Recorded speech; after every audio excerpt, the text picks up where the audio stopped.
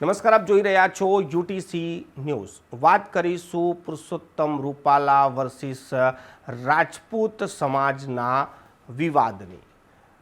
પુરુષોત્તમ રૂપાલાએ એક એવી વાત જાહેર મંચ પરથી કરી દીધી કે એ સમગ્ર રાજપૂત સમાજનું અપમાન થઈ ગયું। ખાસ કરીને બહેન દીકરીઓના અપમાનની આ વાતને લઈને સમગ્ર રાજ્ય જ નહીં પરંતુ હવે તો દેશભરમાં રાજપૂત સમાજ આ નિવેદનની ટીકા કરી રહ્યું છે અને પુરુષોત્તમ રૂપાલાની ઉમેદવારી રદ થાય તેવી સતત માંગ કરી રહ્યું છે। પરંતુ હવે આ એક નિવેદન રાજકીય નિવેદન પણ બની ગયું છે, કેમ કે રાજકીય પાર્ટીઓ હવે આ મુદ્દાને લઈને પણ ભારતીય જનતા પાર્ટી પર હુમલા કરી રહી છે અને ભારતીય જનતા પાર્ટીના અમુક નેતાઓ તો આને કોંગ્રેસનું ષડયંત્ર પણ બતાવી રહ્યા છે।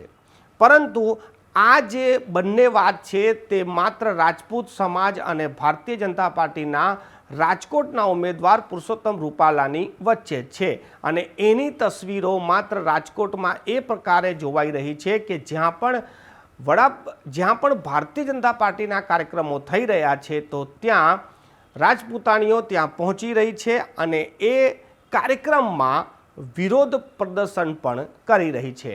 પોલીસ તેમની અટકાયત પણ કરી રહી છે અને જ્યારે પોલીસ તેમને પકડવા જાય છે ત્યારે ત્યાં ઘર્ષણના દ્રશ્યો પણ સર્જાય છે।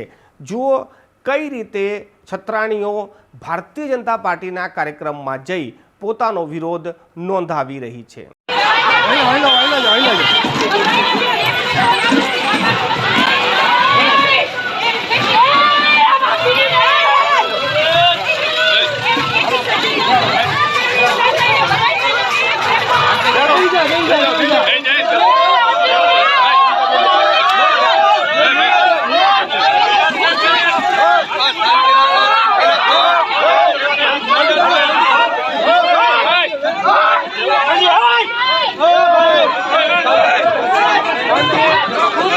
આપે જોયું કે જે રીતે આ વિરોધ પ્રદર્શન પણ ચાલી રહ્યો છે ત્યારે બીજી બાજુ હવે છત્રાણીઓએ આજથી જ જે ફોર્મ ભરવાની શરૂઆત થઈ છે ત્યારે તેઓએ 50 જેટલા ફોર્મ પણ ત્યાંથી કલેક્ટ કર્યા છે।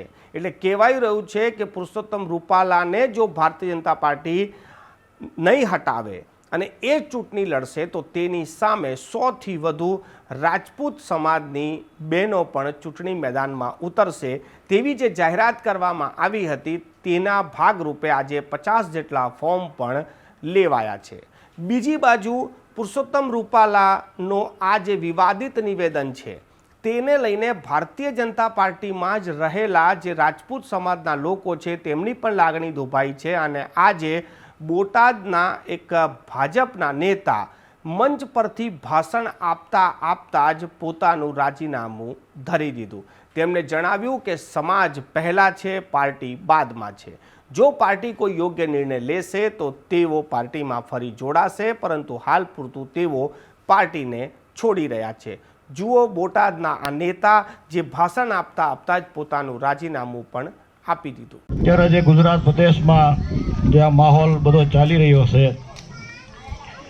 અને જે અમારા ક્ષત્રિય સમાજનો રોષ છે અને જે અમારા ક્ષત્રિય સમાજનું રૂપાલા સાહેબ દ્વારા જે અપમાન કરવામાં આવ્યું છે એનાથી અમે બધા ક્ષત્રિય સમાજ નારાજ છીએ અને 20 વર્ષથી હું ભાજપનું કામ કરું છું। આમ તો પહેલો મત મારો નહોતો, 17 વર્ષ થયા હતા મારા, વોટનો અધિકાર હતો તેદુનો હું ભાજપનો કાર્યકર્તા છું અને આજે મારે મારા સમાજ હારે રહેવાની ફરજ પડી છે।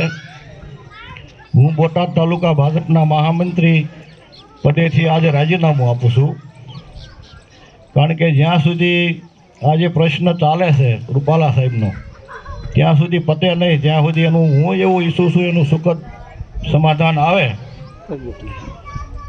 અને વહેલી તકે એનું સુખદ સમાધાન આવે અને ભાજપના મોવડી મંડળને હું પ્રાર્થના કરું છું કે આના માટે કંઈક પ્રયત્નો કરે। ભારત માતા કી જય।